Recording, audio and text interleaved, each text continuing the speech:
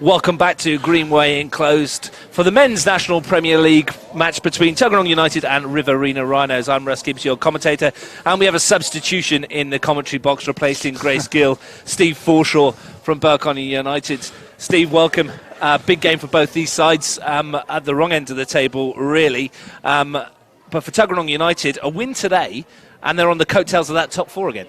Yeah, I guess they'll be looking to bounce back after a disappointing result last week. Both teams had Tuggeranong, for instance, got something out of the game against Woden, which, having beaten Belconnen, you might have anticipated they might. They would have been pushing well and truly into the top four, and the Riverina Rhinos, of course, coming off a very heavy defeat, really need to turn their form around. But it's probably a good thing that we get to see them, because there was some doubt about whether they would have a continued presence. But it's good to have them back here in Canberra at Greenway, and we're looking forward to a decent game. They had a clear the air meeting on Thursday night in Griffith to discuss their future as a Premier League entity, and I understand they got the group of players that they had available to them and reiterated to them the need to get out and represent the Riverina, and they feel that off the back of this week they have a bye, and then they'll get a couple of players back from suspension, a couple back from injuries as well, and they should be up to full numbers. They have named 3 substitutes today as opposed to none last week, which is a step in the right direction. They do welcome back their skipper Ali McLeod as well from suspension. We'll go on through the teams in just a moment, but it's great to see that they've realised there's an issue. I believe their under-20s is probably a done deal for them for the rest of the season. They forfeited for the third time again this week, but for first grades, they're out there, and we're looking forward to see what they can offer. Yeah, and I think at their best they can be competitive. I mean, I know they were beaten heavily last week by Olympic, but they had no substitutions, just the basic 11, and even in a game where they were conceding a lot of goals, they did create chances. So if they can actually maintain a reasonable sort of squad depth, then they can actually perhaps get some points in the second round of the season, and that will give them encouragement going forward. But they've got something on the plate today, because Tuggeranong, formidable outfit, especially here at Greenway.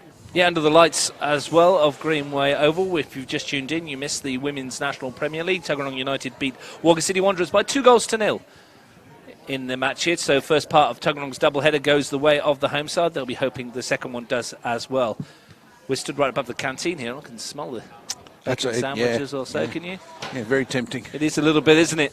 We're waiting for Tuggeranong United to join us. While we do, let's run through the two sides. Steve, starting with Tuggeranong United. Mitch Stevens has gone with a 4-1-4-1 formation for this one tonight. Jacob Wiseman, who's not the greatest of season as far as he's concerned in goal. He'll be looking to make up for a couple of clangers last week. The back four, Andrew Slavic, Liam Highmore, Marco Guy and Mitch Steenberg. And Regan Walsh in the holding midfield role. The four in front of them, Daniel Fulton makes a comeback to Premier League level on the right-hand side. John O'Churek, Hamed Pojo-Hishka and Goran Mukeski, Isose Hegi to lead the line.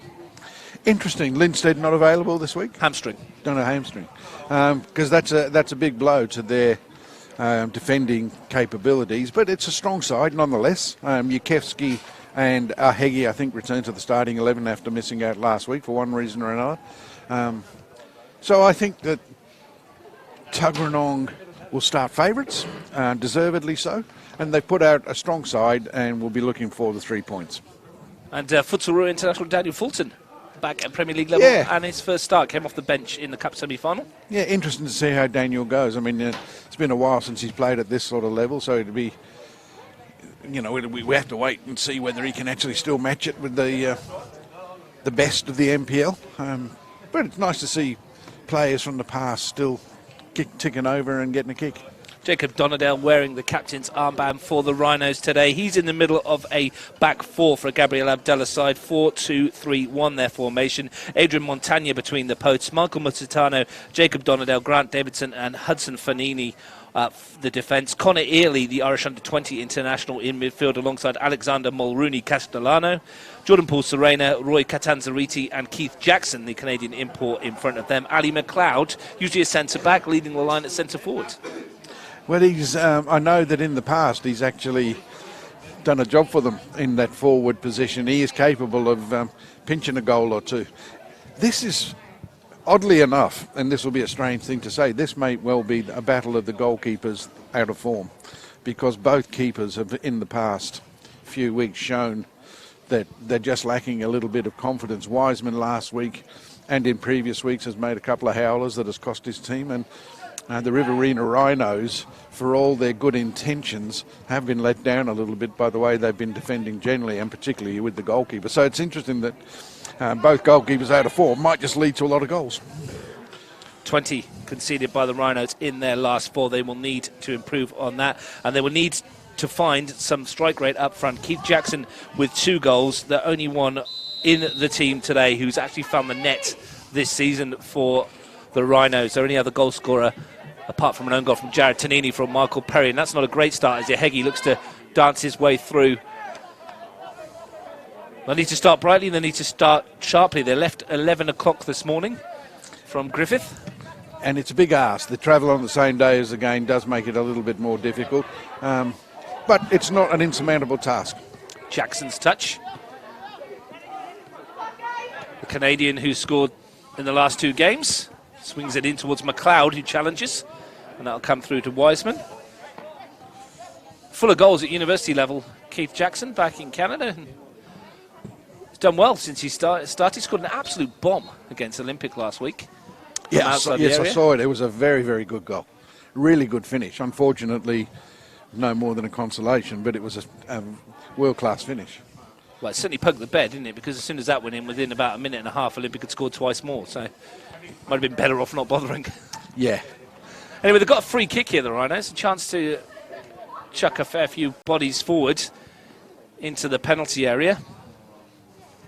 Early chance for the visitors, and early test for Jacob Wiseman. Swung in towards the far post. Breaks on the edge of the box here, and Tuggeranong trying to clear their lines. It's going to be an important start for Wiseman, you'd think, Steve, after a couple of errors against Western, which, he's better than that. Yeah, absolutely. I mean, everybody knows goalkeepers make mistakes, and more often than not, it's going to result in a goal conceded. But, the second goal that Woden scored last week came from a free kick in a similar position as we've just seen. So if I'm the Rhinos, I'm thinking I've got to get some pressure on him early, get the ball into areas that making him make a decision. Fanini was back there to play it back to his goalkeeper. And a chance for Mulrooney Castellano to send it forward via Early, and the ball's gone wide to Serena. McLeod's the obvious option in the middle, and it was towards him as well. Good clearance from Chirek, I think, was back there. Drive from distance, and that's easy for Wiseman. A bright start from the Rhinos, and that was a decent hit from Early. Yeah, encouraging start. I mean, the pitch doesn't look to be in the greatest of condition. Looks a bit dry and a bit bumpy. So direct football might be the order of the day, but Rhinos have started and really maintained possession quite well in the early stages. One at the back from Musitano. Booked to challenge again. Yeah, the midfielder, Connor Early, the Irish under-20 international, signed from Dunbar Rovers for the Rhinos. This is his 3rd match. Dunbar come down and played Belconnor pre-season, and so we may have seen him before. Not that I would recognise him, I don't think. Well, but that's an interesting signing. Yeah, they said he played with Michael Keane at international level as well, so a bit of pedigree about the boy. Here's Liam Highmore. Came off a stint on the Canberra Looking for Love show. Liam Highmore told me beforehand he didn't find any. So any single ladies out there, Liam Highmore's still available. Here's Fulton bursting forwards. Ran into the defensive cover. It's a great tackle, really good defender. Here is Ely trying to keep it in play. Fairly gloomy over there, isn't it, Steve? A long way away. It's been a very overcast day. I've been cold all day. I don't know what it was like here earlier in the day, but it's been cold over my side of town. Yeah, it was no wind. It wasn't any wind or anything like that, so it wasn't too bad. Here's a chance for Tuggeranong and an opportunity for Hammett for, I think it was Pojahishka. It was Pojahishka who got in, stolen at the back. Forced to clear. Good little piece of skill to flick it over the defender, Hamid Pojahishka. Couldn't get the shot away to trouble Montagna. He's actually done really well since he's been able to command a starting 11 spot. More commonly known as a striker, but he's been playing in a more withdrawn role and has looked the part, looks the goods. Gar finds Slavic. Exchanges passes with Fulton to find Pojihishkar, who's going to be presented it on a plate here. A chance for him to run at the Rhinos' defence, Hamed Pojihishkar. And they need to get rid of this, the men in green. Hudson Fanini went back to Monchania to do just that. And Tuggeranong looking for that early goal. Steenbergen with the throw. Mikevsky tries to turn. Thumped for by Early. I understand that we get to see some different referees this weekend as the referee cohort visit Fiji for a midwinter break. Well, Shane Nielsen's in the middle today. Lauren Hargrave and Eamon White on the touchline. That'd be nice, wouldn't it? Visit to Fiji right about now. Yeah, on the beach watching Bar TV. Yeah, Highmore brings it forwards. Maybe we could commentate from there, Steve. They can figure it out for us. Over hits. They also mentioned the sides last week. Riverina Rhinos went down 8-1 to Olympic. Tuggeranong 2-0 to Woden Western. Tuggeranong next week I'll play the Tigers at home, where the Rhinos travel to the Panthers. Cup final next week? The week after. The cup final or the fixture? The fixture, Maybe. The week after. Yeah. In round 10, Saturday the 22nd and Sunday the 23rd of June. Cup final next Saturday, of course. Tigers versus Canberra FC. Preceded by the women's, Belconnen United versus Woden Western. Two big occasions there. Live on Bar TV Sports. Prodded forward by Walsh. Masatano won it. Ihegi's touch brings Pojihishkar into play. Chirek's ball. Tuggeranong looking to build with Steenbergen. Put under pressure on this near side by Jackson, who concedes a free kick. Nibble at the heels of Mitch Steenbergen, who goes early. Gaia swings it wide to Highmore.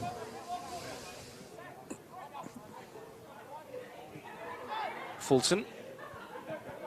Ihegi could build up this from Tuggeranong. Fulton wants it returned to him. Masatano's across there to help, and it's a throw into Tuggeranong in the end. Ihegi's first involvements have been quite encouraging. He's playing with his back to goal today, which is probably a little bit more unusual than his normal spot where he plays in the wider areas. But his touch has been good. He's brought people into play and just playing little bounces off him and then looking for that second ball. Katan Zarichi jumped for that, couldn't get near it. Mulrooney Castellano putting the pressure on. Tuggeranong can't find a way through the Rhinos' defence. Here's a chance for McLeod to hold it up and bring Jackson into play. Cool.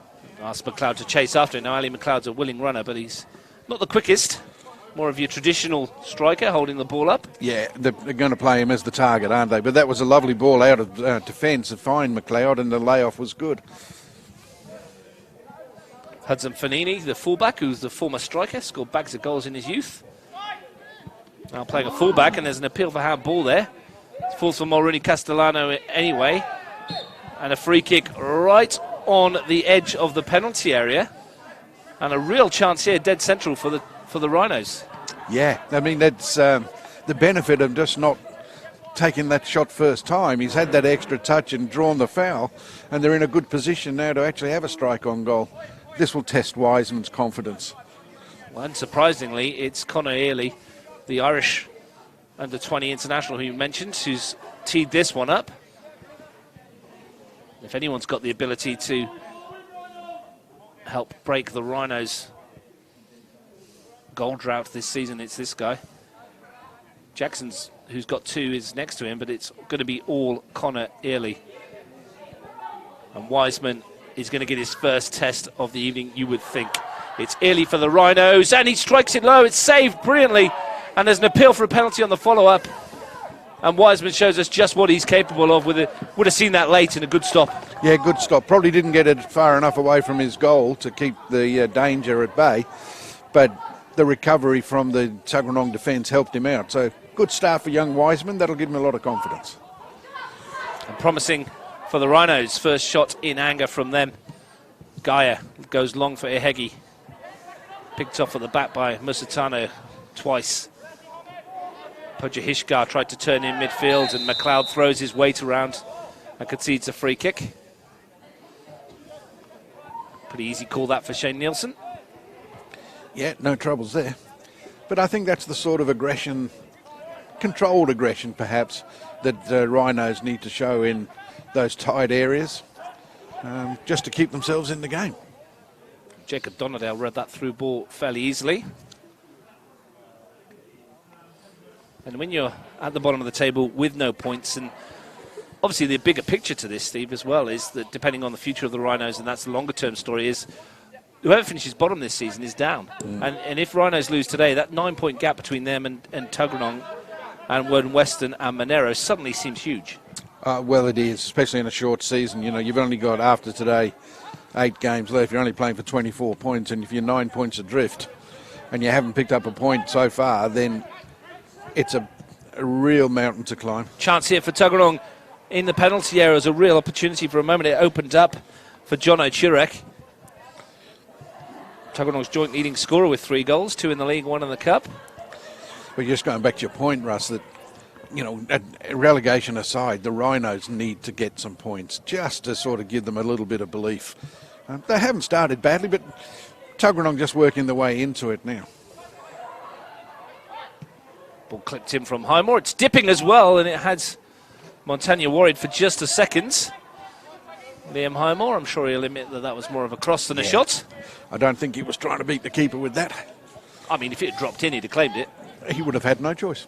He definitely would have said he tried to chip him from that range. But bright start. We're back again tomorrow, live on Bar TV Sports from the AIS. Myself and Steve Forshock and Garland United versus Canberra FC. 3rd versus 4th, big match there. And then down at Nijong. Not a small match either, 1v2. Yeah, the top 4 playing each other tomorrow. Tigers versus Olympic.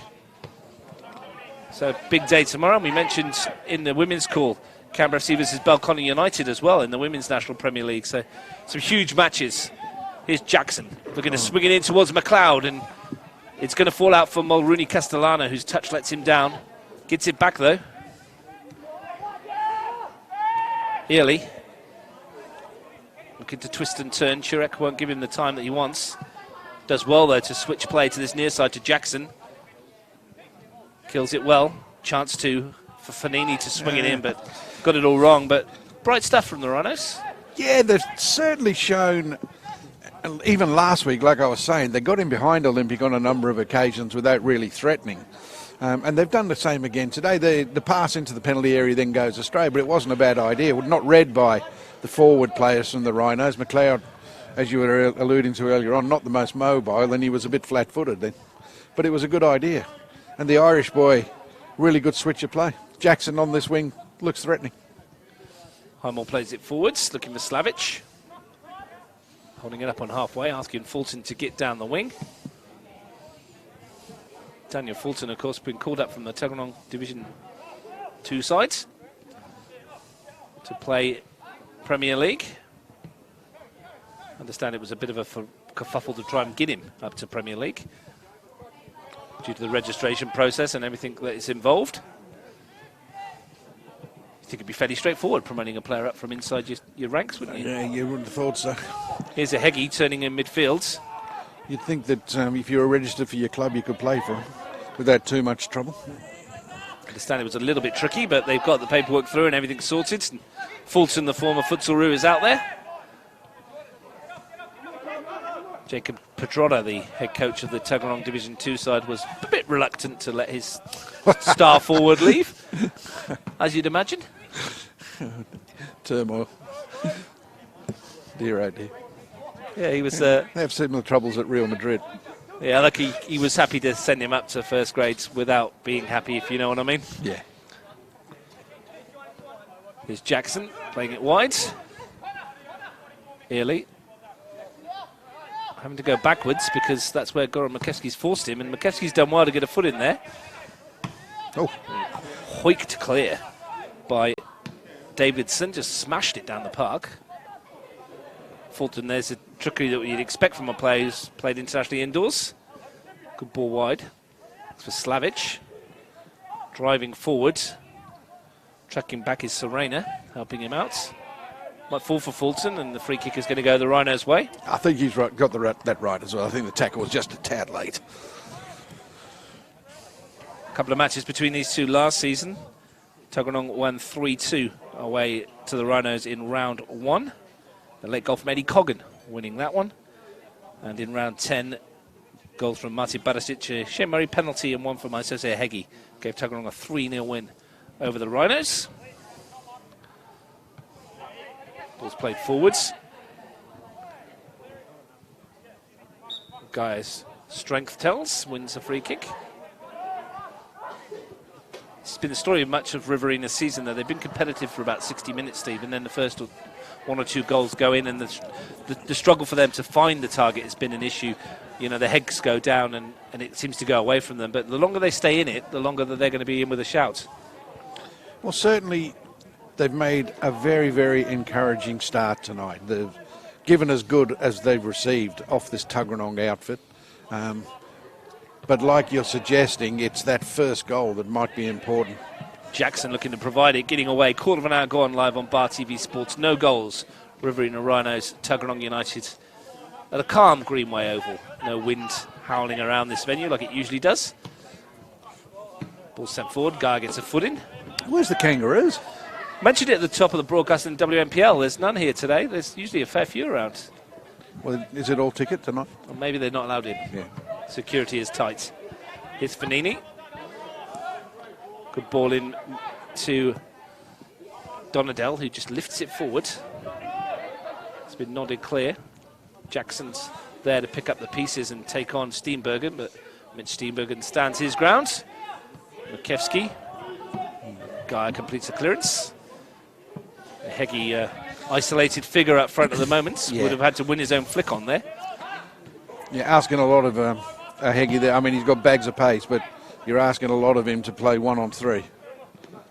Catanzaridi tried to help it on its way. Now here's Early, and he's spotted the keeper off his line. And there's the confidence. He's had a pop. Oh, did something happen off the ball there, Steve? Didn't see it if it did, but not a bad idea.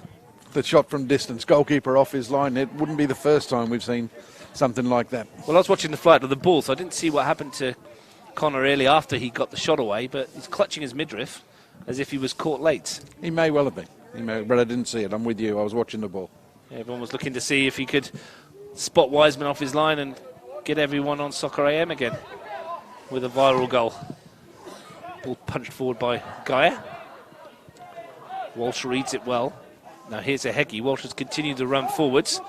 Hegi tried to force it through to him, but Musitano got a foot in. Serena sends it up towards the Tuggeranong half, and Steenbergen goes back to Wiseman, who came to get. Wasn't the cleanest of clearances, but it got the distance it required.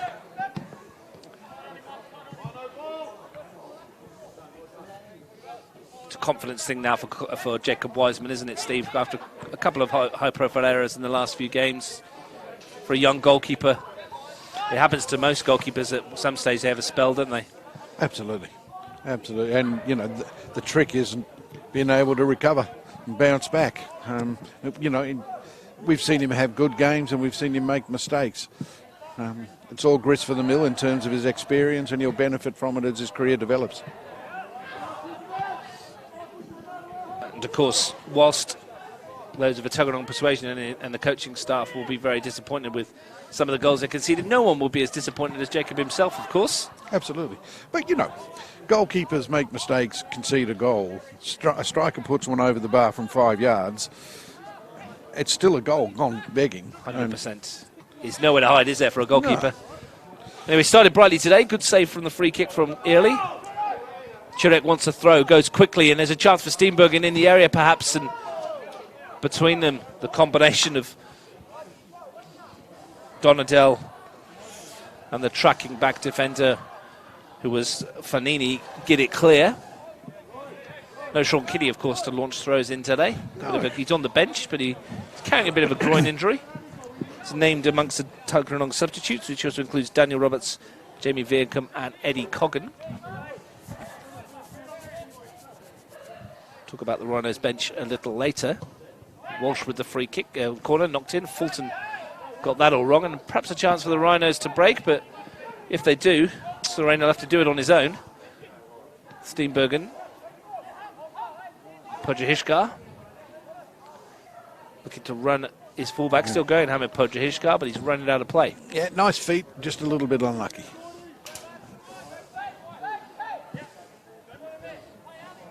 Talking about the other fixtures this weekend, we mentioned the two tomorrow. There is a game being played at 5 o'clock as well, Monero Panthers versus Woden Western FC.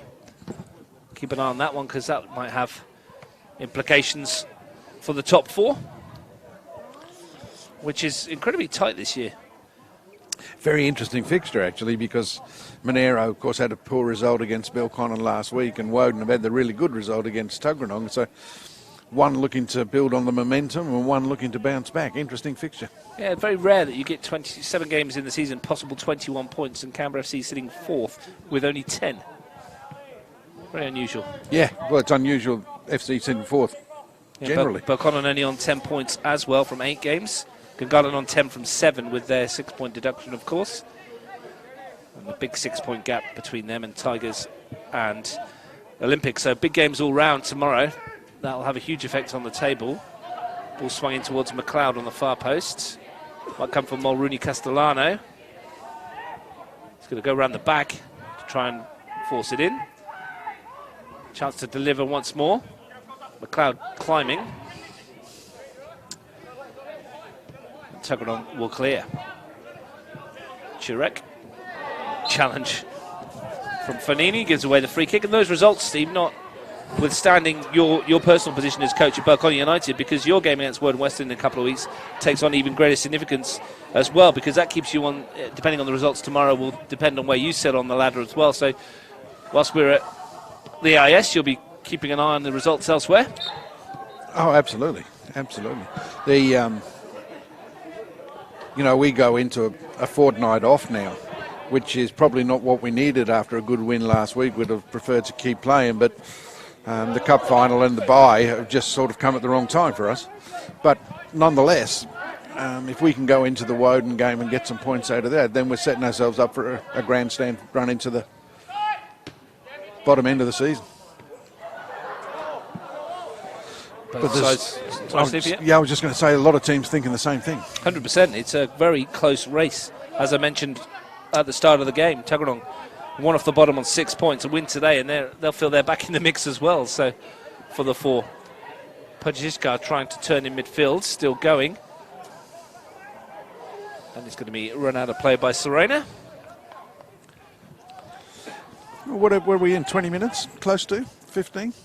Yeah, halfway through the first half. Yeah, and realistically, the best chances of the game have fallen to Rhinos, even though possession and territory has probably been dominated by Tuggeranong, certainly in the last 10 or 15 minutes.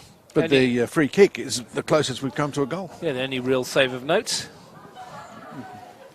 Connor Early's free kick saved by Jacob Wiseman. Montagna, largely unemployed so far. That might change very shortly. Chirek finds Ehegi. Good turn from Ehegi, and he lined one up from range. Snuffled out of it by the Rhinos midfield. Jackson lets it run. Might get it back again. I think Mitch Stevens will be pleased that they got Ehegi on the ball a little bit higher up the park. That's where he can do the most damage. And at the moment, he's been a little bit isolated, hasn't he? They've come out of the back four, but get him in and around that penalty area, and he is very, very capable of scoring a goal or two. Yeah, whilst the 4-1-4 and is very solid defensively, it doesn't offer you much in terms of going forward with Ehegi, and it relies an awful lot on him doing what he's doing now, which is holding the ball up and bringing others into play. Makevsky, one of them. Steenbergen on the touchline.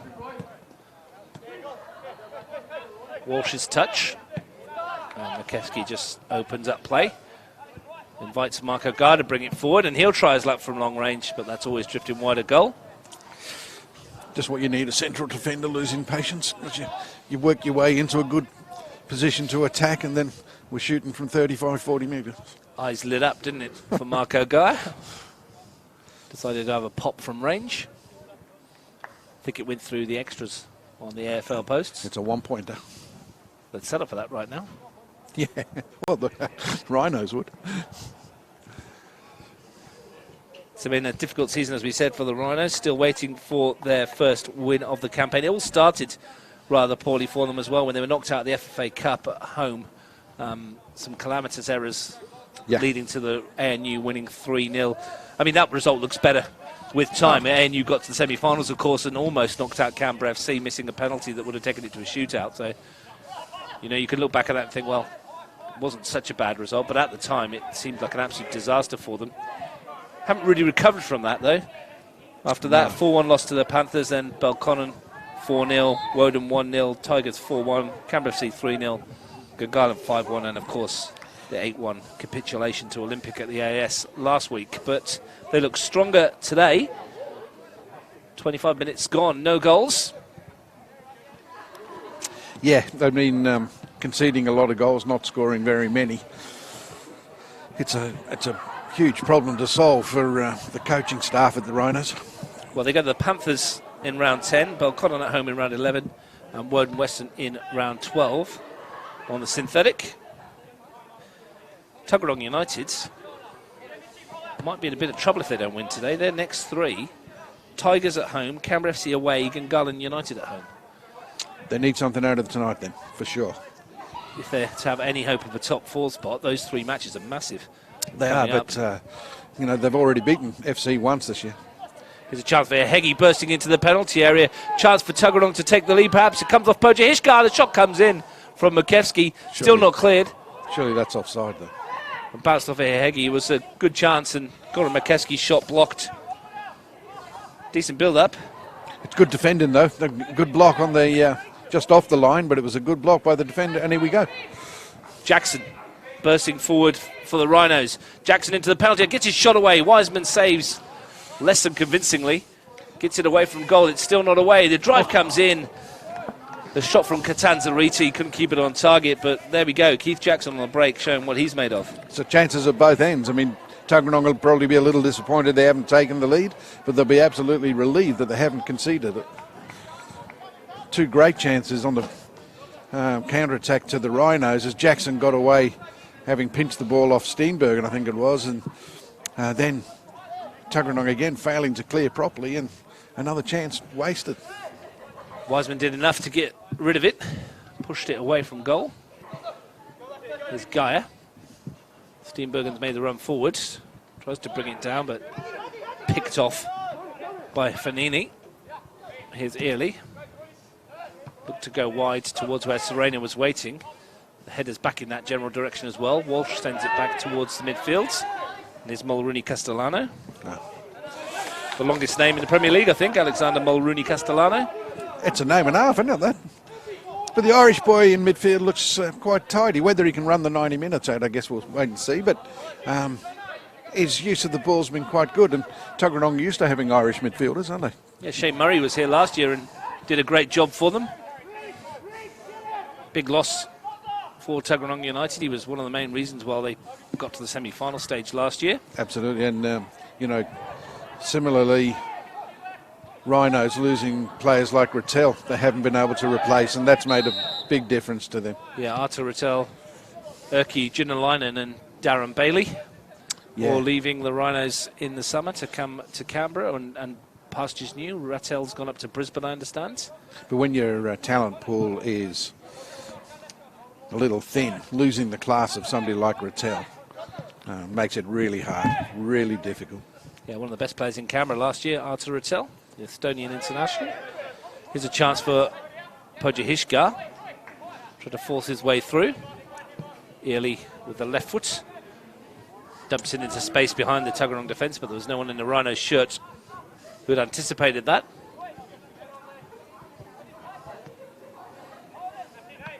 Touch forward from Serena. Good win in midfield by Early again. That should be all the way through to Wiseman. And game just needs something, a little spark, doesn't it, Steve? It just looked like it was going to open up, didn't it, with those chances at both ends, but they have been the brightest parts of the first half so far. Here's Steenbergen. But a little bit of a war of attrition. You see both these sides are struggling for results, and you kind of feel the tension out there that somewhere along the line, the Rhinos with no points in 7 games, this is their 8th match, they're going to get a point somewhere along the line, you think? Oh, you'd think so. You'd think so. And, you know, they've had, as you were suggesting earlier on, they've had that clear the air talk on Thursday, and maybe that's just inspired them to raise another effort. And certainly, you know, if they can pinch one before half-time, then they'll go into the sheds full of belief. Mitch Stevens was very disappointed with his team's performance against the Monero Panthers a few weeks back, which we covered live on Bar TV Sports. They got a response against Belconnen when they won 3-0 on Hawker there, Steve, but since then, cup defeat and lost to Woden. It's been an up-and-down season for them, and some of the performances have left a lot to be desired for Tuggeranong United and their supporters. Yeah. The Monero game in particular was poor. They looked to have sort of turned a corner against Belconnen. The second half performance against Belconnen and Hawker was very good, and they ran out deserved winners. But on the back of that, they go out and lose against Woden. And with all due respect to Woden, I think Tuggeranong would have looked at that and thought, well, you know, we can go, if we can beat Belconnen, we can beat Woden as well, and we can get the 3 points. Not to be, unfortunately, for the boys in the hoops. Still looking for a breakthrough here. McKevsky thought about it for a second, still looks to perhaps get the shot away. Goran McKevsky runs into a bit of trouble.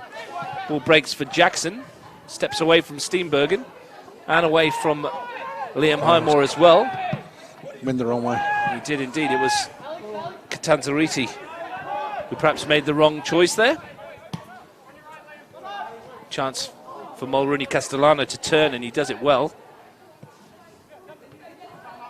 Almost finding a way through Katanzariti again, and it's Tuggeranong's turn on the break with Ehegi. Steps forward and goes through the gears. Gets a 1-2 back again. I suppose Ehegi, and that is a fantastic cover tackle from Grant Davidson. And it needed to be because Ehegi was at full pace. Yeah, they're going to get caught if they're not careful when they get bodies forward, but they're leaving a big gap between the back four and their attacking players. And when the ball is lost as they go forward, it drops to Tuggeranong, and on the counter-attack, through the pace of people like Ehegi, Tuggeranong are getting forward really quickly, and that's going to be something that Gabby's going to have to sort out. Davidson won the header again, sends it back out to the far side, and another chance for the ball to be loaded in the box. It might come for Ehegi here, looking to twist and turn and find a shot, and in the end he's worked off the ball by a combination of 3 or 4 green shirts. Fanini, McLeod, Katanzariti. That's going to break for Highmore, and he slides it through towards Ehegi, and the challenge from Davidson concedes a free kick in Regan Walsh territory. Yep. And no card. No, well, I don't think it was a card. It was definitely a foul, but I don't think there was any need for a card. But this is the opportunity for Tuggeranong to show what they've got from set pieces. Well, I'll be surprised if it's anyone but Walsh. And he is teeing the ball up. He has scored a couple of free kicks this season. 3 goals for the year for Regan Walsh, all in the league. And his eyes would light up. I guess if you asked him where he wanted to put the ball on the football field, it would be right about here. Yeah. Enough time for him to get it up and over the wall and dip. And this is a real chance for Tuggeranong United.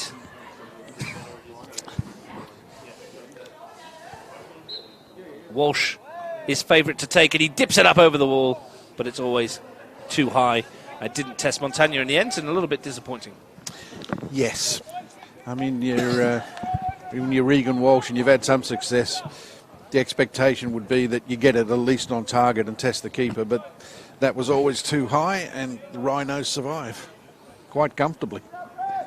No more relieved man on the field than Grant Davidson, who conceded the free kick. Just over 10 minutes left in the half. No goals here at Greenway.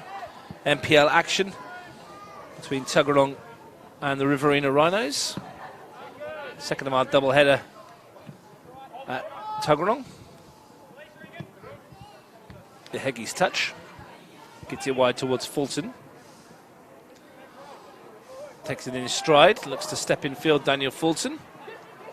Might come for Poja Hishka, who can force it wide towards Walsh, and the flag is up. Better build-up, though, from Tuggeranong on that occasion. Yeah, they're just sort of stretching the Rhinos now, and the Rhinos if they can consolidate in the next 10 minutes and just hold out till half time, then you might just fancy them to pinch a point tonight. McLeod challenged, comes for Catanzariti. Looks to turn. Chance for Mulrooney Castellano to run at the Tuggeranong defence, still going. Comes out for Musitano. Here's Catanzariti, and he gets the free kick. May have wanted the advantage there. Yes. Free kick out wide for the Rhinos.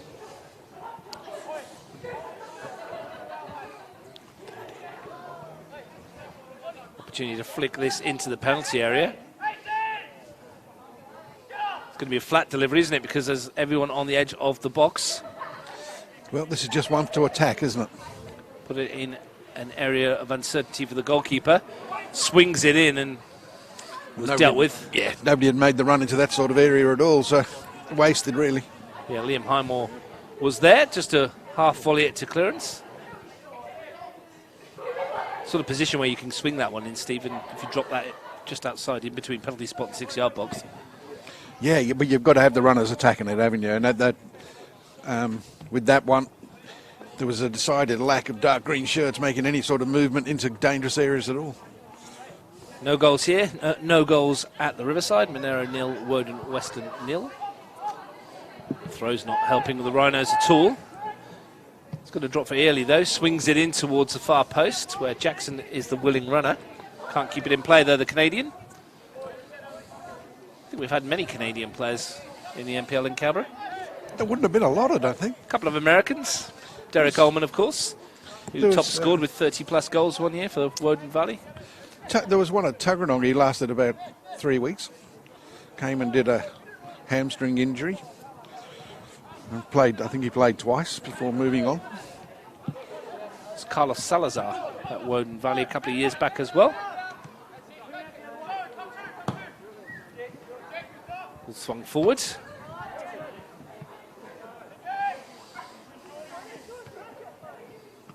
Chance for Poja Hishgar maybe. Bit of space for the forward, and he tries to squeeze it through to Chirek.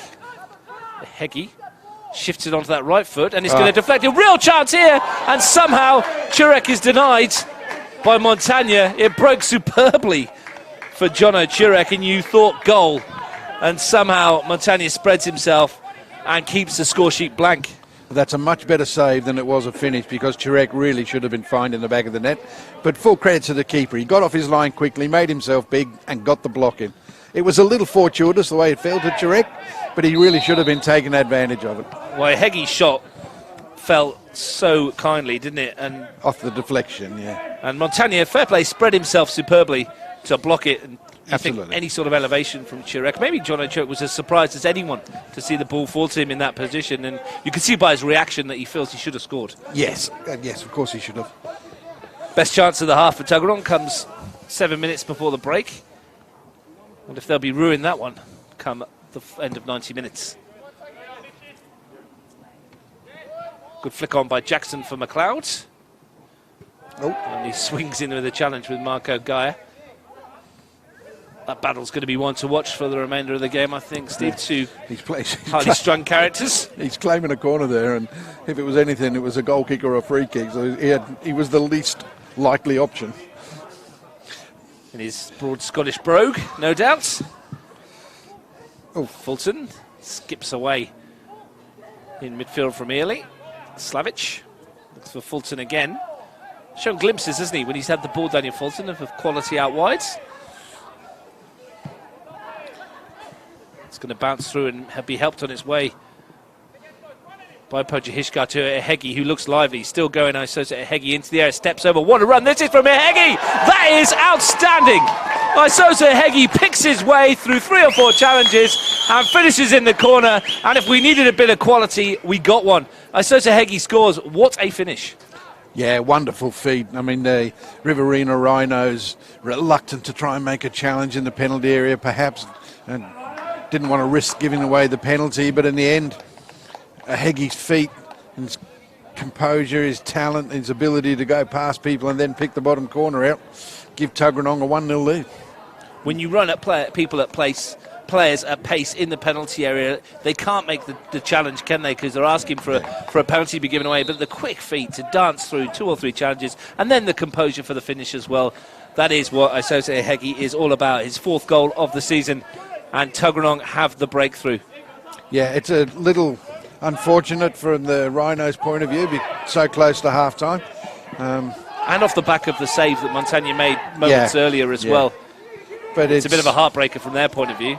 But let's see if they've got the character to sort of keep going. Here we go. Might do, because Early's put it over the top. The flag goes up against Serena. That would have been very tight. Jordan Paul Serena on the far side. I mean, he wasn't getting there anyway, but, they've got to persevere. They've got to keep going. They've got to keep trying to get in behind the back 4.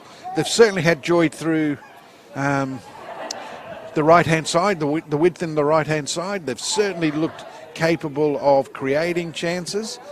So 1-0's not the end of the world for Rhinos, but they don't want to be conceding again before half-time. That Isose Ehegi goal was reminiscent of like an Anthony Martial finish. Quick feet to get through and finish in the corner. Great goal. Anthony Martial. Brilliant finish from John Stones. John Stones. Well, he can't defend, can he? We know all about that. He's got quick feet. Don't start me off, Steve. I won't be able to stop. Corner for the Rhinos. Can they get back into something before half-time? Connor Early will take it.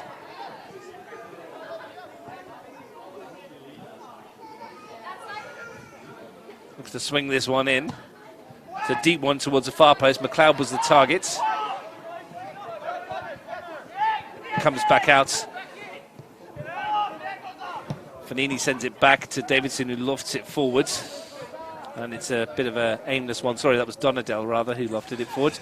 Johnny Giles, is that more your era? Was that like a Johnny Giles finish? Johnny Giles, Eddie Gray, perhaps. Eddie Gray, okay. Eddie, the last waltz Gray. You've got to be of a certain vintage to know who we're talking about there, though. Yeah, so many people just switched off. Well, both of them.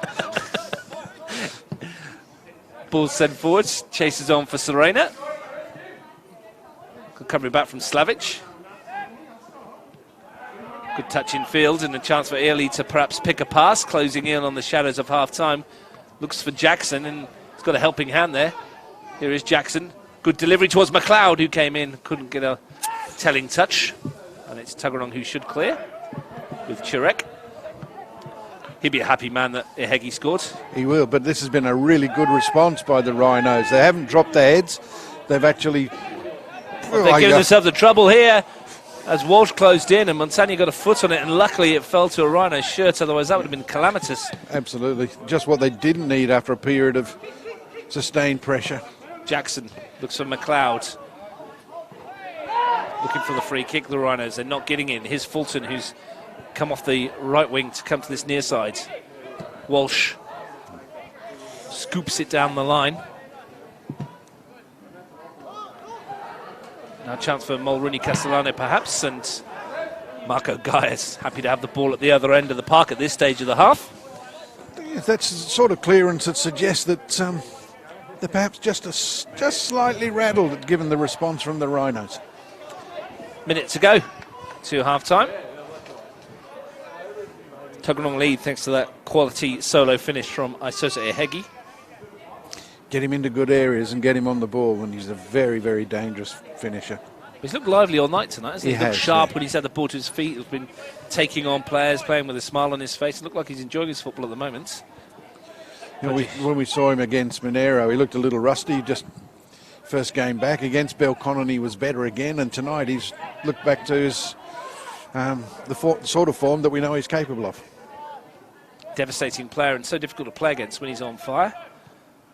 Serena tries to turn. Slavic saw that a mile off and happy to go back to Wiseman.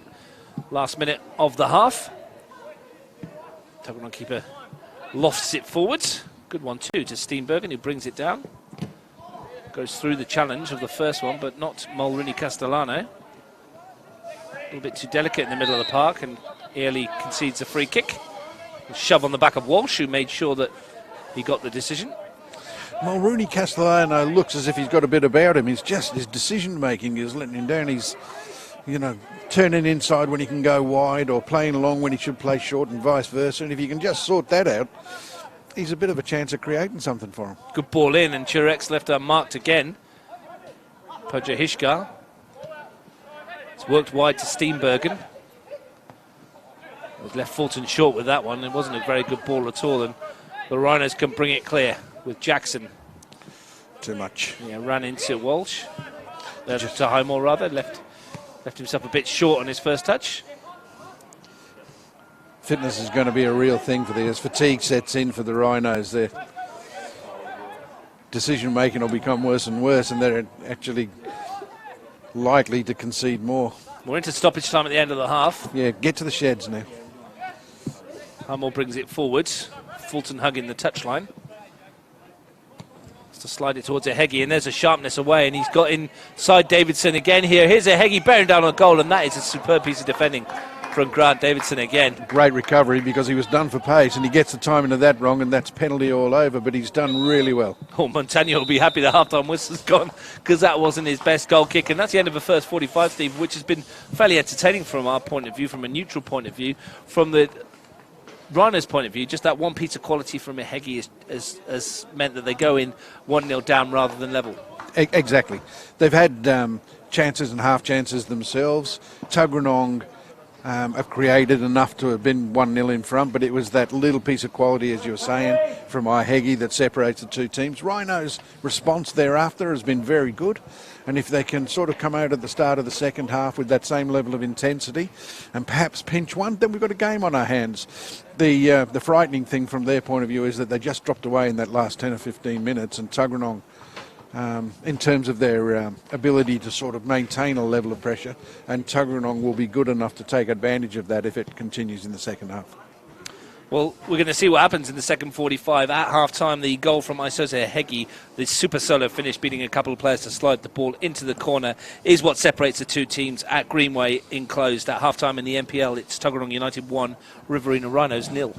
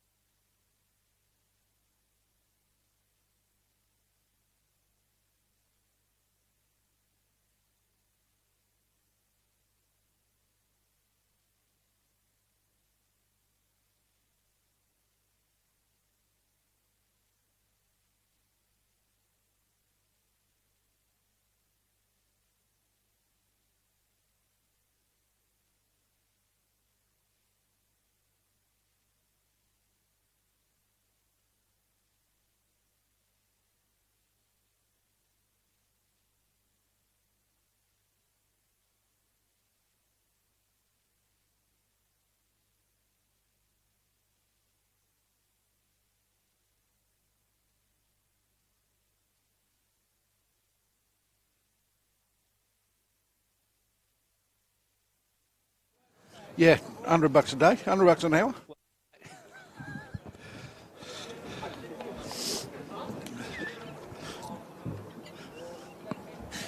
Welcome back to Greenway and Close to the second half of the MPL. Manchester United. Let's start again. News of a good party at Greenway. What are we talking about at half-time? I've got no idea. Tuggeranong United lead Riverina Rhinos 1-0. The goal from Isose Hegi, absolutely quality. Steve Forshaw, who's with me in commentary. It's a goal that we needed to spark the first half into action. It was a good goal. It was reward for a really good individual performance by Hegi.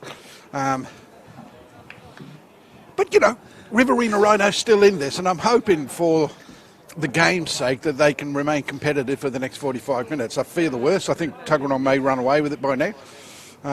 But, you know, good luck to the Rhinos, and let's see if they can maintain a little bit of momentum. Well, it looks like the same 11s that started, so let's go with Tuggeranong. Wiseman, Slavic, Highmore, Gaia, Steenbergen, Walsh, Turek, Pojihishka and Mukeski, and Hegi, the goal scorer, up front.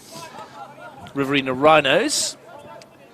They have Montagna in goal, Misitano, Donadel, Davidson, Panani, Early, Mulrooney Castellano, Serena, Catanzariti, Jackson and McLeod. And Jackson in particular looked quite lively in the first half. Steve, looks to be their best way, perhaps their best route to goal. He certainly caused Steenbergen some problems down this left-hand side. And if they can feed him, give him some quality, I think the service he can put into the box will help McLeod to try and peg this back. Well, the Rhinos, if they are to get something from this game, a positive result, a win, will need to do what they failed to do throughout the whole of the season. That's scored more than once in a match.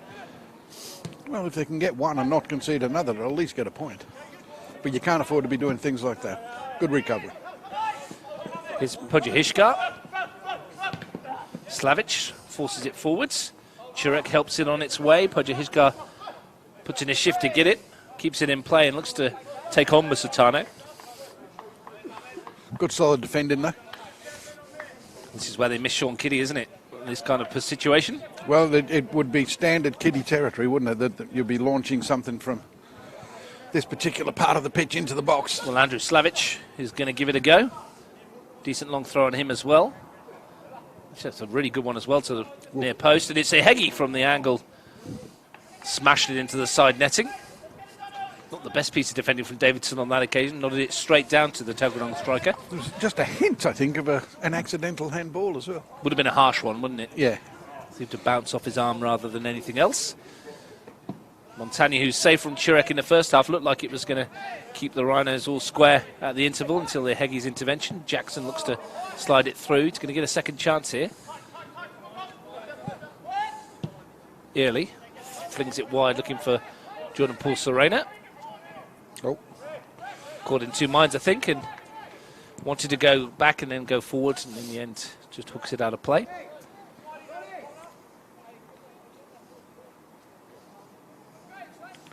How they start, really important in the second half. The first 10 or 15 minutes, vitally important from the Rhinos' point of view. And from Tuggeranong's perspective, it's really about making sure no mistakes, keep possession, and try and create that extra chance that gives them a possibility of scoring that second and making the game a little bit more comfortable.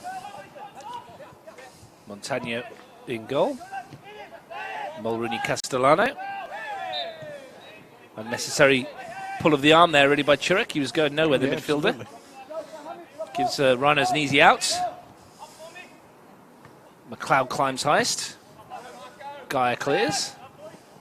Hegi puts the pressure on Musitano. Falls for Mukeski. Turek sweeps it forward. Davidson's there, though. Good read by the centre-back. And was caught late, perhaps, by Fulton, so the Rhinos claim.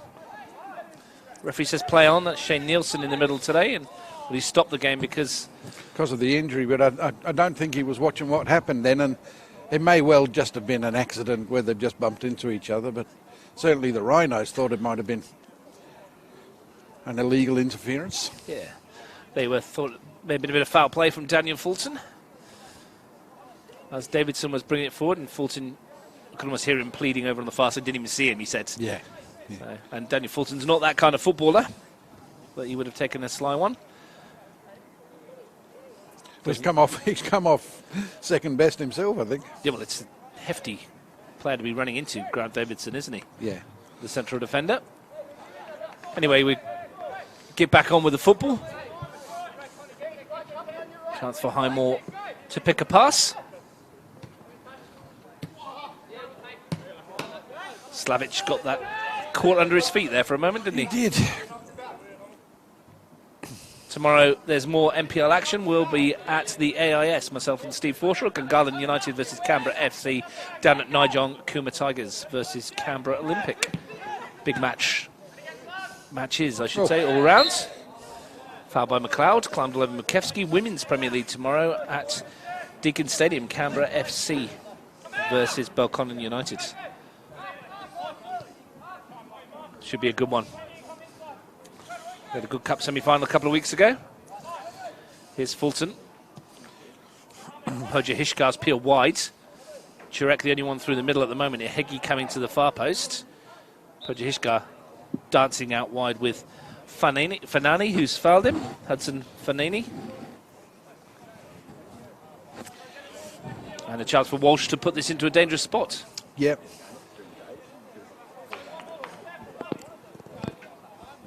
Referee pacing out the 10. A chance for Walsh to pick out a Tuggeranong shirt. Chirek's on the far post.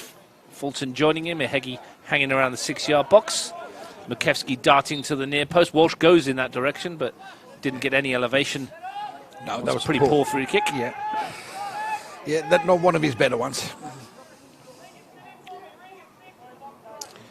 The significant difference, in my humble opinion, Russ, between the two teams is the pace that Tuggeranong can call on in that final third, whereas the Rhinos are really relying on McLeod to bring others into the game. They just haven't got anybody that can go in behind and cause problems, centrally at least.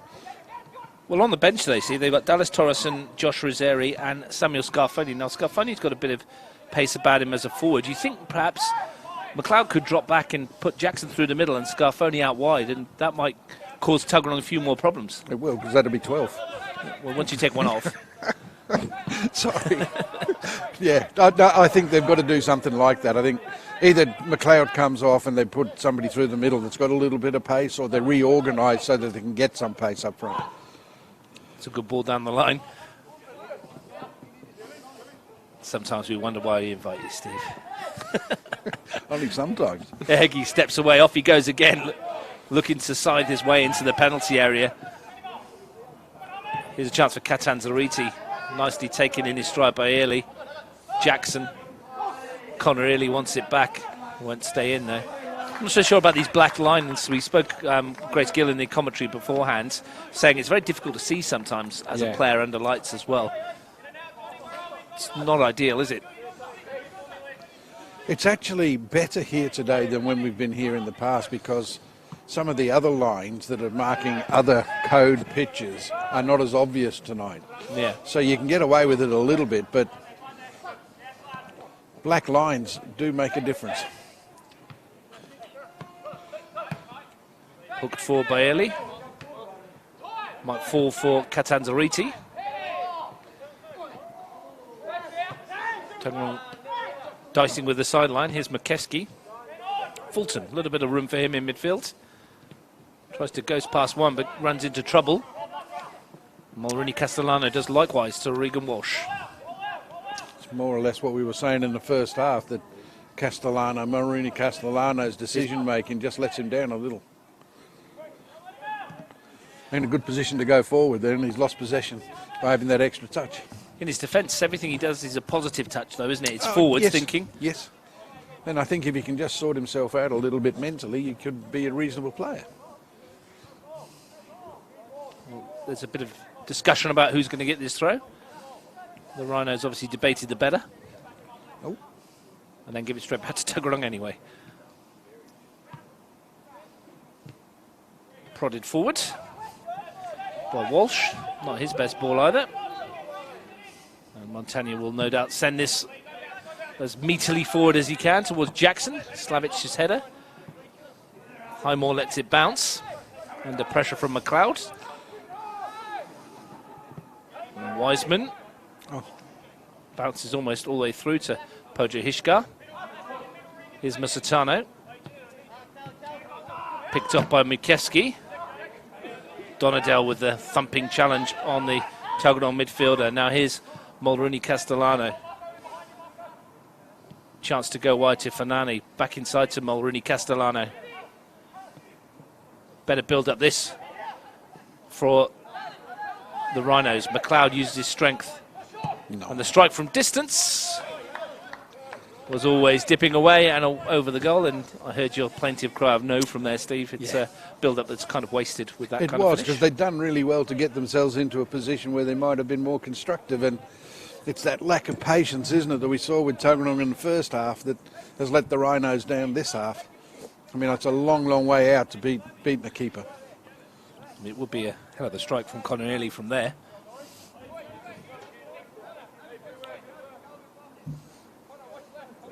Ten minutes of the second half gone. Live on Bar TV Sports. Tuggeranong 1, Riverina Rhinos 0. And it's been a bit of a scrappy start to the second half from both teams. Mirrors the start of the first, really, doesn't it? Yeah, it does. Both sides looking to settle. McKevsky forces it wide to Fulton. His pass is intercepted again. Now here's a bit of space for Early. And that was neither one nor the other from the Irishman. Again, they got themselves into a reasonably good spot that a better pass might have been a little bit more threatening, but wasted in the end. But good signs for the Rhinos. They've certainly come out in the second half and they haven't let the 1-0 deficit affect them overly. We talked about it briefly in the first half, and I might touch on it again later, Steve, is that when they do concede a goal, because of their lack of firepower at the other end, it can be a demotivating force that you can't see a way back into it. But it doesn't seem to be the case today. No, they've certainly, since they've conceded, they've actually lifted their intensity and they've looked to try and get back into the game rather than drop off. So full credit to them for that. Whether they can sustain that for the rest of the game, only time will tell. And certainly they're going to rely on the bench to freshen up different areas of the park. And I think, as we've said earlier in this half, a little bit more pace up front might just do them a world of good. Catanzariti concedes a free kick, and it's an easy out for Tuggeranong from here. And they go short to Gaia. Referee Shane Nielsen is not happy with that for some reason. And they go. Well, that was all about anyway. Get on with it. Highmore to Walsh. Much ado about nothing, that. It seemed unnecessary, didn't it, really? Yeah. Unless he just wasn't ready himself. Fair. Yeah. Gaia strides forwards. Looks to slide it through. Keeping going, the Tuggeranong defender. Wicked spin on that from Chirek. No. Ooh. And Serena almost squeezed it over the top, but it's going to come straight back again. And there's a lot of space on this near side where Slavic has peeled away and tries to slide it through to Chirek. And there was an appeal for handball there from a lot of them. I don't think it touched him, did it? No, it did. It hit him in the stomach, but it wasn't a handball. Oh. The Tuggeranong faithful here, though. There's a stumble in midfield. We're going to see Eddie Coggan very shortly for Tuggeranong, so that might... I wonder if that's a like-for-like change or whether Fulton's done his bit. Well, certainly Eddie Coggan provides a more attacking threat than Daniel Fulton does, and he's quicker as well. So this is Mitch Stevens not sort of resting on his laurels. He looks like he might be going for an extra goal. Musitano's ball forwards. Here's Early. Runs into Pojahishka. It's going to find its way to Catanzariti here, and he couldn't bring it under his spell. There was 4 Rhinos in that attack. Here is Fulton. He's run straight into the right fullback Fanini, and a free kick is given, and this is Eddie Coggan. Fanini has given away 3 or 4 free kicks now, and I think he was perhaps a little bit unlucky then. He looked to have won the ball quite cleanly there, but referee's a lot closer than we are. But he might be just needing to watch his movements from here on in, and it is Fulton that comes off. Coggan for Fulton. as we predicted. Some fireworks going off in the distance.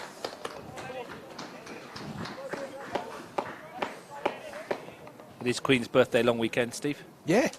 Maybe there is a party somewhere that we weren't invited to. Wouldn't be the first, would it?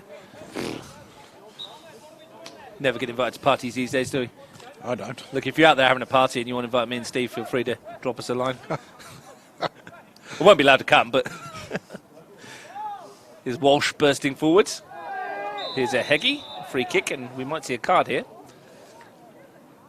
And we're going to go to... Yeah. Fair enough.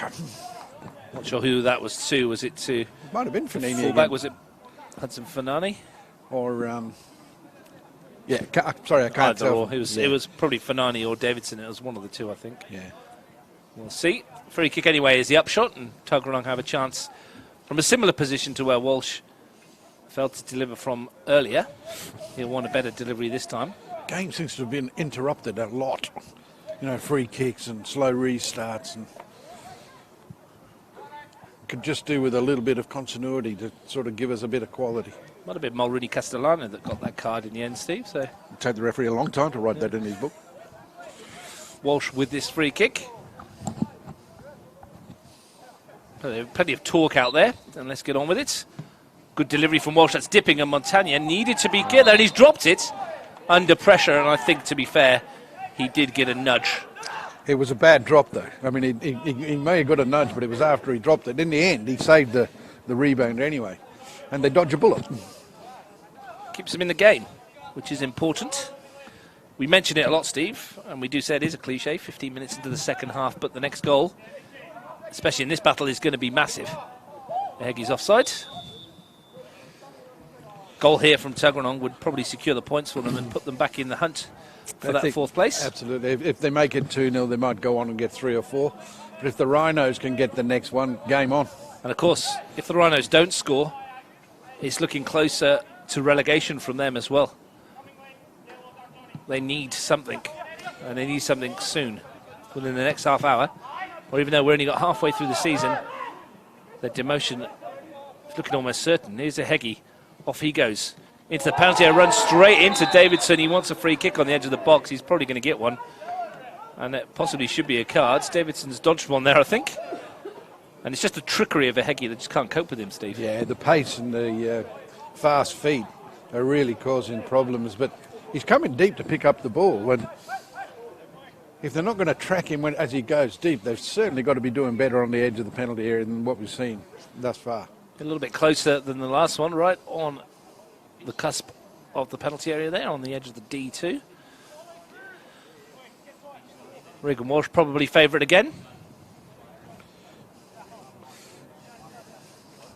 Yeah, danger times for the Rhinos here because they've given Walsh a sighter in the first half. He's unlikely to be as wasteful this time round. Mitch Debergen there too. I think he's dreaming.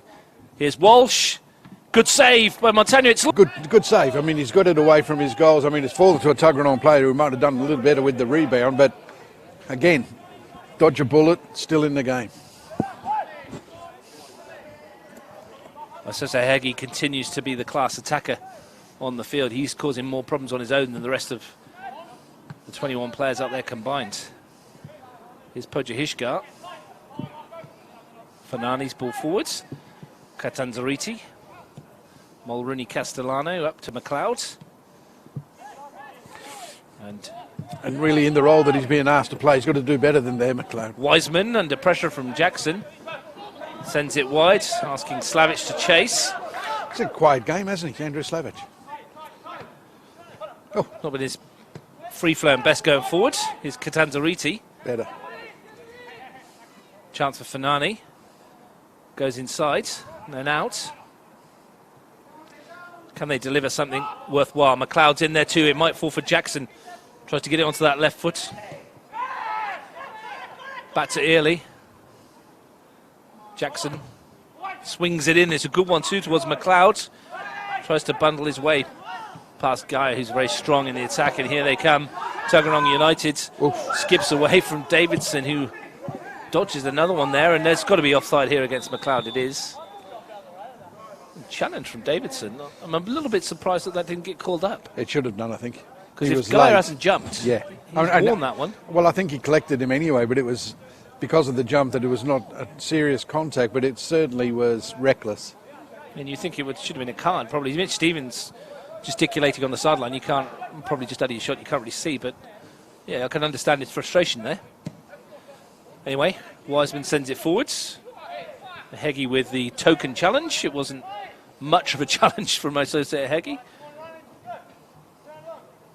Slavic with the throw is the upshot of all of this.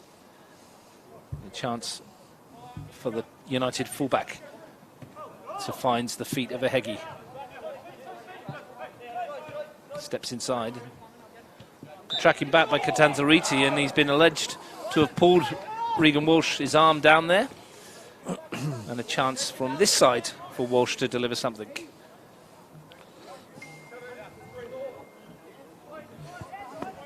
They're running the risk of just giving Tuggeranong too much possession in good areas, and this will pay off sooner or later. Walsh swings it in, and Heggie wins a header straight at Montagna. It bounced off his chest. It wasn't the most confident piece of goalkeeping you've ever seen, but it stayed out.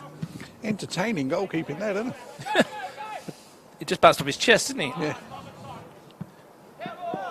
Half-time at the Riverside. Monero Panthers 0, Woden Western 0.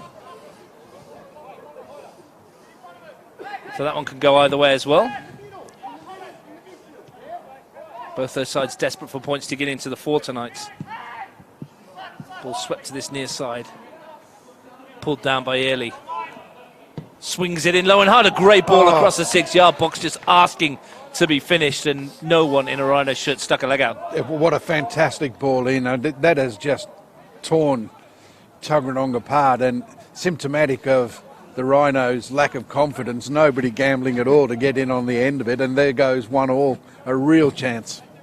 So if results stay as they are here and at the Riverside, Gungahlin United 10, Canberra FC 10, Belconnen United 10, Monero Panthers 10, Woden Western 10, Tuggeranong United 9. Can't get much tighter than that in the race for the 4, can you, outside of the top 2?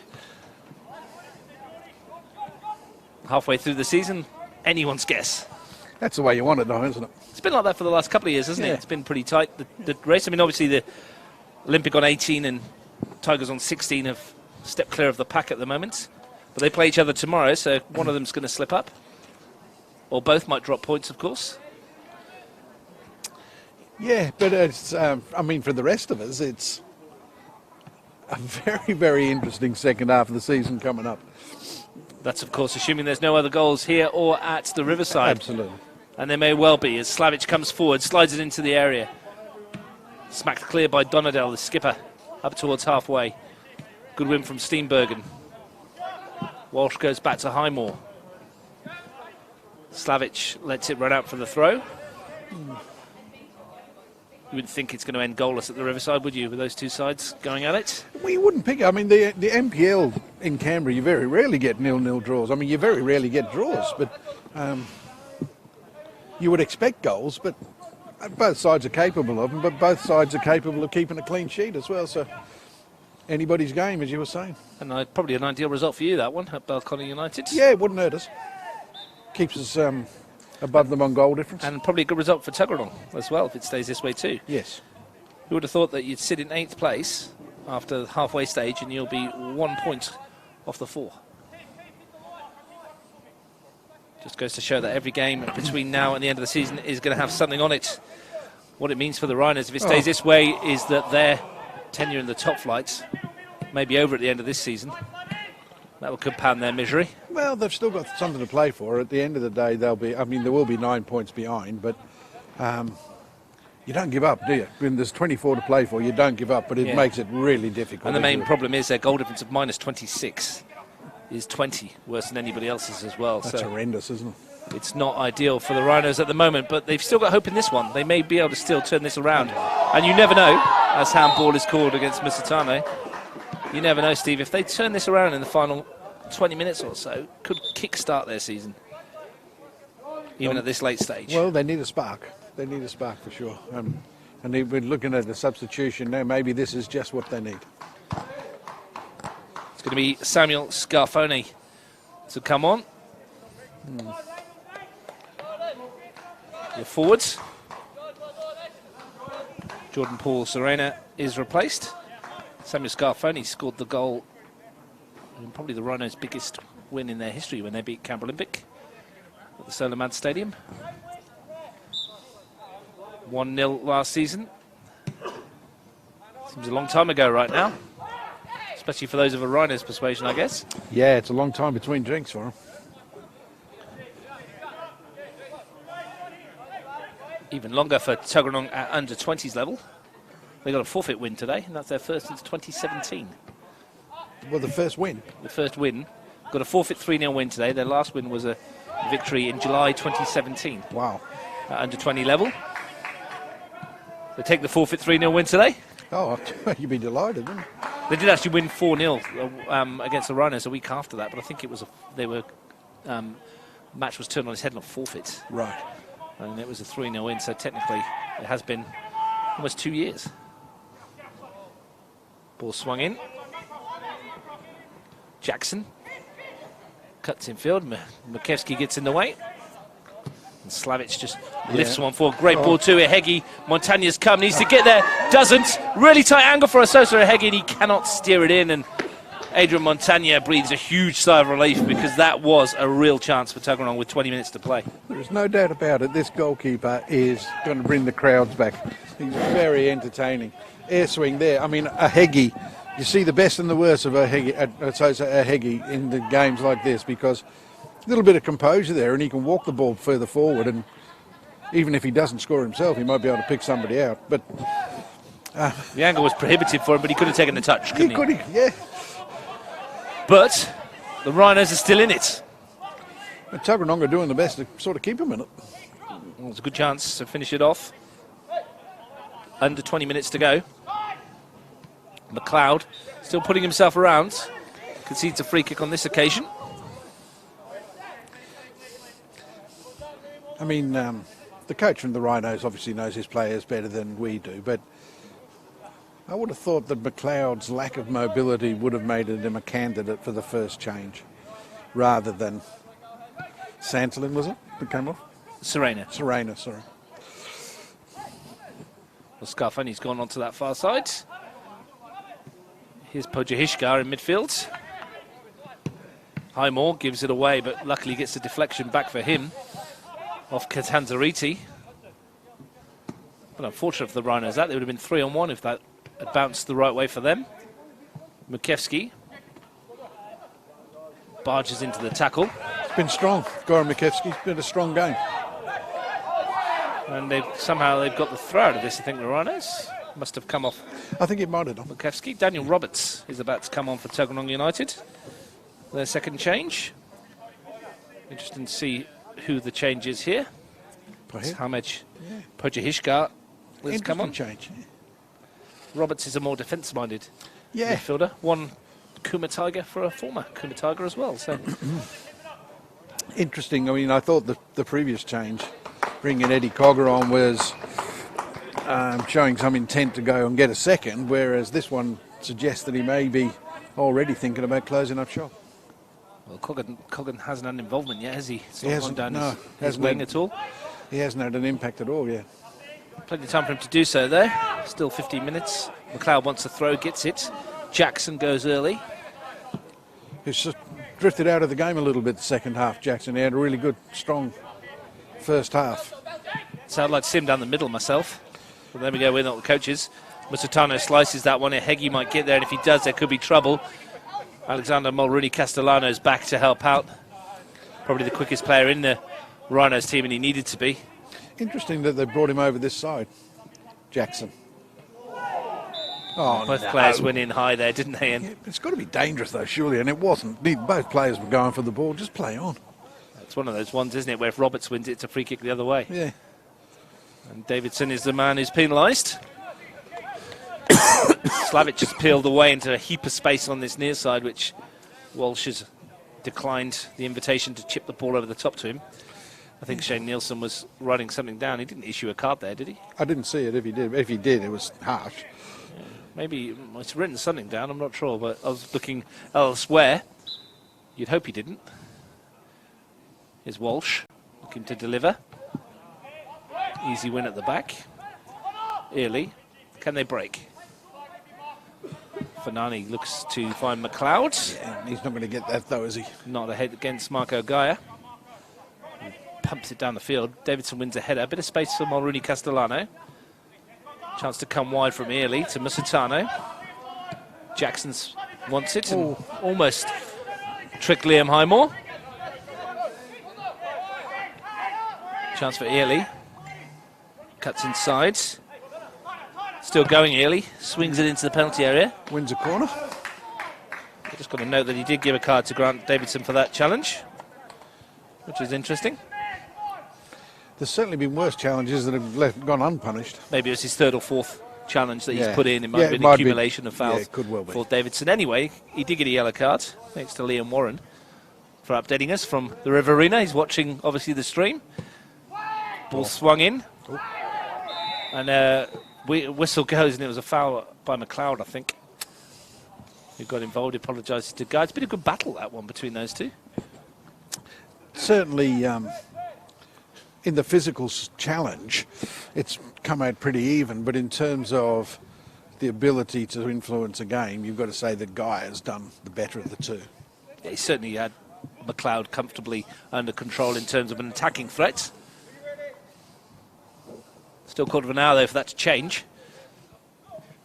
It's got to bounce all the way through to Montagna, who's made some good saves. And rather more orthodox collection. Yeah, he made some good saves in the first half, didn't he? And then a couple of rather more dodgy ones in the second. Chance for Catanzariti. Tries to force his way through. Still going. But it's going to find his way to Wiseman, and he's fumbled it. And it almost fell for Catanzariti again, and it was almost another horror moment for Jacob Wiseman. He gets away with it because the whistle goes for a free kick. Well, he took his eyes off the ball when he slid out. Yeah, I don't know. There's maybe it's a little more slippy than we thought with the dew on the grass or something like that. But both goalkeepers have had moments where the handling has been questionable. Fair bit of kangaroo dung out there as well. Oh, Russell. Saw it beforehand. We're walking around the pitch to have a chat with the coaches. I believe that they come and trim the field here quite regularly, the Kangaroos. Yeah. Of a morning, there'll be loads on this oval. There was a heap of them here for the semi-final of the Cup. Free tickets. Well, short arms and long pockets, aren't they, Kangaroos? Steve Forshaw available for birthdays, bar mitzvahs, Get yourself a and steak weddings. here all week. Chance for Catanzariti to pull it into the penalty area if he can. And Tuggeranong will get the free kick. Again, a referee might have let that go. A bit picky in the second half. And the game has just suffered a little bit by constant interruptions. Now, some of them have had to be called, no doubt about it, but there is an opportunity to play the advantage. Then I guess the referee should take it. Well, the Rhinos edging closer to defeat number 8 of the season. If they want to preserve their NPL status, they need to get a result, at least a point here, you would think. It's a clash off the board, another free kick, this time to Riverina. Early wants to take it. Ehegi kind of stopped him taking it quickly. It's a left foot swinger out towards Jackson. I think he lost it in the lights momentarily. He wouldn't be the first one tonight. I've noticed that a couple of times when the ball's got in the lights, it's difficult to pick up. McLeod tries to turn. Roberts. And now Heggie's run the channel nicely, and he's got a bit of space here. Chance to work his magic. Good ball in as well. Cockham was arriving. And he was well marshalled by Hudson Fanani, who came across. Otherwise, there was a chance for Tuggeranong to go 2 up. Double-edged sword having somebody as quick as a Heggie in the team, because you can get him in behind, but he's very hard to keep up with. And as you can see on that particular occasion, there's only Eddie Cockham got in the box because the players were too far away. You just can't get there. Chance for Slavic to maybe launch one. I'm sure Mitch Stevens will be saying to Heggie, you know, you're going to get in behind, but you're just going to have to take a touch. Slavic goes towards Chirek. He's going to get it back again. Now does find Turek.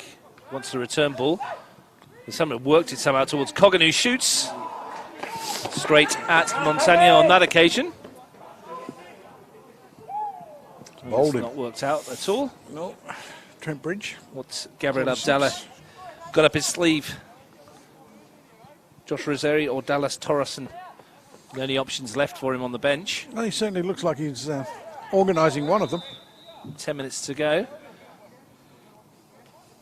The handbags off the ball, I think. A little bit unnecessary at this stage. I would have thought so. Maybe tensions rising a little bit, I guess, from both sides. They understand the importance of this one. More Premier League football tomorrow, as I mentioned. AIS, Gungahlin United versus Canberra FC, live on Bar TV Sports. Talking to the Tigers coaching staff during the week, and they're a little bit short-staffed tomorrow. Might be interesting times for Olympic down there. In terms of players? Yeah, well, they've got Felipe sent off last week, and I think Darren Bailey's had his 4th yellow card.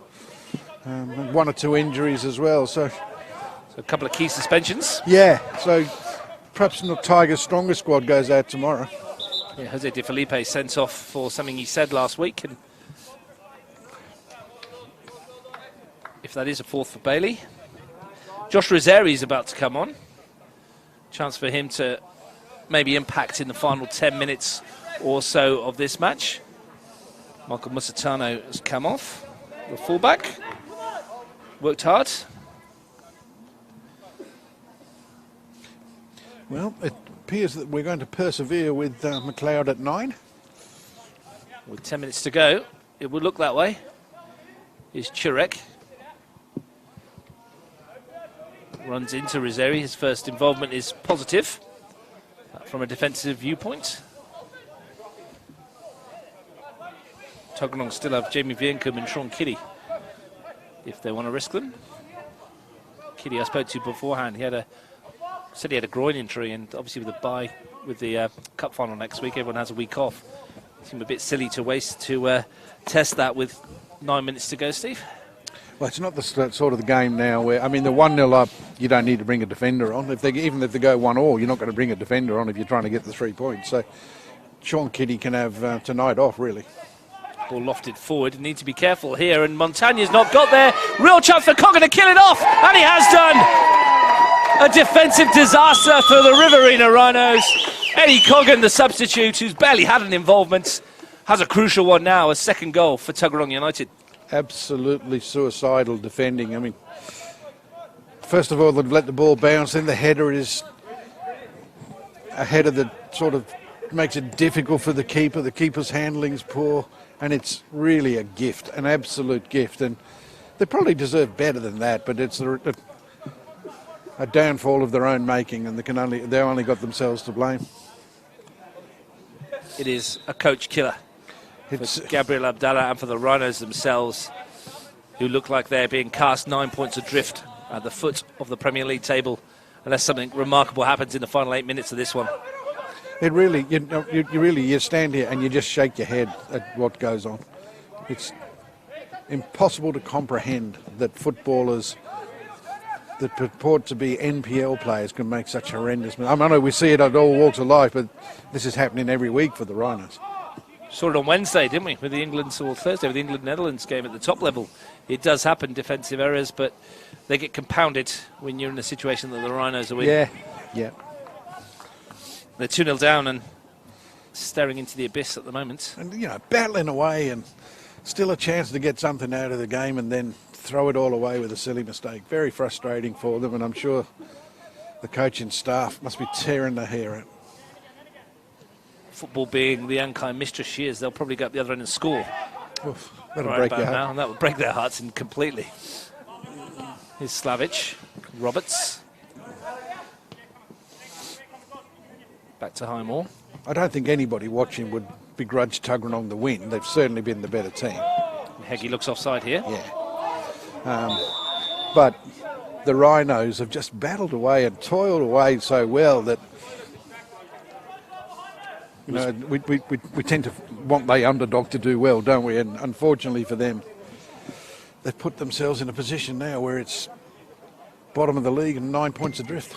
Ball chipped forwards. McLeod tries to help it on its way.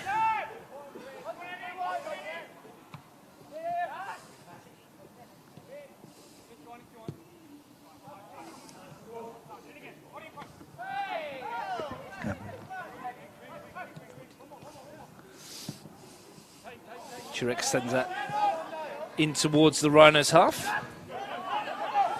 Mukevski. Coggan. Tried to force his way through. That's the first of the season, of course, for Eddie Coggan as well, and he needed that from a personal point of view. Roberts wins it back. Yeah, it hasn't been a prolific start. Great turn from Ehegi. Sorry, Steve. He's into the area. This could seal it here if Ehegi can pick a pass, and he can't.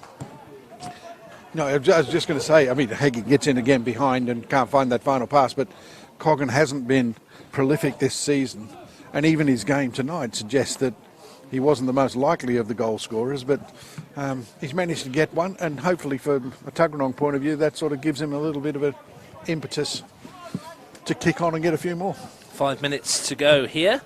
Still goalless at the Riverside. They started half an hour later than us, of course. Here's Mukevski looking to perhaps swing one in first time. Changed his mind. Gives it to Roberts instead. Mukevski wide. United's caught in two minds whether to get this in the middle or not, and in the end they've turned it over briefly. Roberts wins it back and will settle for the throw. Time ticking away for the Rhinos. Mukevski's throw. Finds Mulrooney Castellano. And Early runs it out of play. Andrew Slavic will be in no rush to take this. Ehegi couldn't get it under control. Calmly done from Davidson. Must have got an early call off Fanani. Scarfoni, who we've barely mentioned since he came on. And they've played themselves into trouble again here. Catanzariti keeps it in play. Looks to go over the top to Jackson, who's gone down the middle. Won the head on, but the flick on, but there was no one there. No. And Wiseman happy to let time tick away. The second's clear.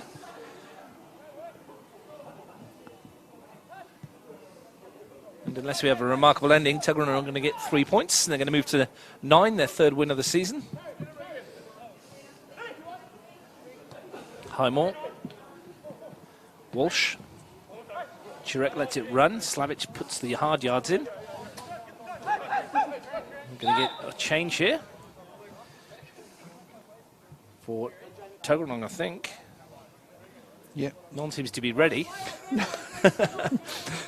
Jamie Vancombe is going to join us. Off comes Johnny Chirek. It didn't look like he wanted to join us, did he? No. For 3 minutes. Unless that was a tactical ploy by Mitch to waste a few seconds. Good thinking. 2.5 to go at Greenway. Tuggeranong leading 2-0. Goals from Ehegi and Eddie Coggan. One in each half. Have United looking good for the 3 points, which will bring them back into contention for that top 4 in a semi-final spot. Vincombe's first involvement is to try and get hold of the ball. Well won back by Coggan, who in turn loses it to Mulrooney Castellano. He had to look up and there wasn't one green shirt in his sight. Only McLeod further forward. Scarfoni's looked for him. It's come off Catanzariti. A little bit messy in the middle of the park. And Vincombe is fouled. Free kick. Pretty easy decision, that one. Yep. And it looks like the Rhinos are going to run out of time. And their chronic lack of goals is really hurting them this season, isn't it? Well, that and their inability to keep a clean sheet at the other end. And, you know, it's not just... I mean, teams do score goals, but they're just being gifted goals by... Roberts finds Ehegi. Looking to dance his way through again, I say, Sir Ehegi. Still going, Ehegi. Still going. No one wants to put the challenge in. Might fall for Gaia, who tries to squeeze it through. Montaña's there. Like an episode of Strictly Come Dancing for a second, wasn't it? There was no one near him. Thumped up the park. Yeah, they're the most generous team in the competition because they give goals away every week, and unfortunately, getting punished for it, aren't they? Well, they are, and every mistake they make is ending up in the back of the net. And in a team where goal scoring is a problem, having to score 3, 4 and more every week to try and get something out of a game, it's just too hard a task. McKeskey finds Walsh. Here's a Heggie. Chance for McKeskey outside him. Looked for Coggan. Maybe overcooking the egg a little bit there, Tuggeranong. You know, to be fair, Tuggeranong haven't been great tonight either, but they've certainly been good enough to win the match. Roberts nods it forwards. Got a second bite of it. Here's Coggan. Looking to waste a bit of time in the corner. We're into stoppage time at the end of the match. Coggan's still going. Pulls it back for Roberts. Real chance for Roberts to finish it off. And he does with an angled drive into the bottom corner. Far from settling for two. Tuggeranong have gone and got themselves a third in stoppage time. And it's curtains for the Rhinos. Yeah, I mean, it was probably sealed at 2-0, but 3-0 just the icing on the cake. It's a great finish from Roberts. Young Eddie Coggan does really well. He's no good himself a goal and an assist, but the defending left a bit to be desired, and that really was symptomatic of a team that is bereft of confidence, and really the heads had dropped because they've just left Roberts free in the box. And as a consequence have conceded a third. Probably flatters Tuggeranong slightly, but certainly they've been the better team tonight. And they're going to get the 3 points with 3 goals. And a 3-0 win, which even at this stage looks like it may condemn the Rhinos to MPL 2. Even halfway through the season, that 9-point gap between bottom and second from bottom is looking like an enormous gulf right about now. Certainly they can't afford to be dropping any more points, and you just really can't see them or where they might get points from in the second half of the season unless they tighten things up considerably and improve across the board. Well, their next fixture is against Monero Panthers at the Riversides. Doesn't get any easier. Here's Jackson. Dallas Torreson's come on for the final seconds of this one. Replace Alexander Mulrooney Castellano. Here's Early. He's had some really good moments. He's looked good in patches, hasn't he? He's won himself a free kick. No, it's the other way, I think. Was given against him, a little push. Yeah. Had a little nibble at Roberts, I think. Can this kick-start Tuggeranong season, Steve? They've got Tigers up next. Yeah, who knows with Tuggeranong? There's 2 of them. The team that came and beat Belconnen 3-0 didn't turn up the week after and lost against Woden. The week before they played Belconnen, they'd been well and truly thrashed by Monero. This is a game that they would have penciled in 3 points, but it really is about what they do after this. Can they maintain some momentum, get some flow going in the season? And if their inconsistency continues, then you wouldn't be betting that they would win the next game. I'm not sure who it's against, but we've got Tigers FC here. Difficult one, isn't it? Difficult one. But they're just as likely to win it. We did beat Canberra FC at home this season. Yeah. 3-0, so who knows? Anyway, Tuggeranong on the attack still. 3-0 up here, looking for a fourth. Steenbergen turns into Ronaldo and strikes the post. The step over from Mitch Steenbergen.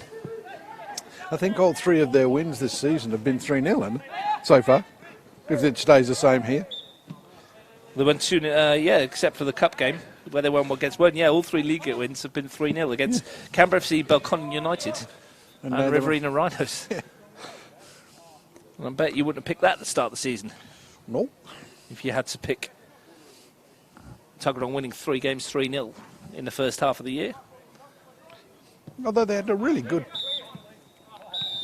As the final whistle goes, Steve, and that's the end of the match, and the end of 90 minutes in which Tuggeranong, on the basis of it overall, have probably been the better side and probably deserved to win, but the Rhinos battled hard, but defensive errors at real times have caused them all sorts of problems and have cost them the game. The one moment of quality in the first half from Ahegi gave them a lead. Second half was a little scrappy, if I'm being honest. Wasn't a great game to watch, but was killed off by some suicidal defending by the Rhinos, gifting Eddie Coggan a second, and then the third was the icing on the cake and was probably one of the better goals of the game. But from the Rhinos' point of view, it's back to the drawing board. They really do have a lot of work to do. From Tuggeranong's point of view, they go into the second half of the season with a victory under their belts. They've got a clean sheet, they've got 3 goals, they've got to build on that themselves, and if they can be a threat to the top 4 themselves, and they were in the top 4 last year, so they really don't want to be slipping too far out of it this year, given what they did in 2018. But all in all, the best team has come away with the 3 points today, and the Riverina Rhinos wish them a safe trip back up the highway, but they've got a lot of work to do. Thanks for your company, Steve. We'll be back tomorrow at AIS for Gagala United Canberra FC. Just to let you know, over the Riverside, there has been a goal. Monero Panthers 0, Woden Western 1 at the moment. So Woden Western in the lead there, and as it stands in the top 4. Here, though, it's Tuggeranong United who have won their 3rd game of the season. 3 goals. So gets Heggie with the first. 2 in the second half in the last 10 minutes. Eddie Coggan and Daniel Roberts rounding it off. It's been a comfortable evening's work for Tuggeranong United. More misery for Riverina Rhinos, who are 9 points adrift at the bottom. The final score, Greenway, Tuggeranong 3, Riverina 0.